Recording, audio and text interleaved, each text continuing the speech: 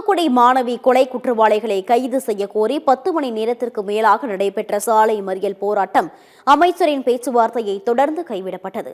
தூத்துக்குடியில் பள்ளி மாணவி மர்மமான முறையில் படுகொலை செய்யப்பட்ட நிலையில் உயிரிழந்த சம்பவம் பெரும் அதிர்ச்சியை ஏற்படுத்தியது. குற்றவாளிகளை உடனடியாக கைது செய்ய வலியுறுத்தி மாணவியின் உறவினர்கள், கிராம மக்கள் மற்றும் பல்வேறு அமைப்பினர் தொடர் போராட்டத்தில் ஈடுபட்டனர். காலை முதல் இரவு வரை நீடித்த சாலை மறியல் போராட்டத்தில் போக்குவரத்து பாதிக்கப்பட்டது.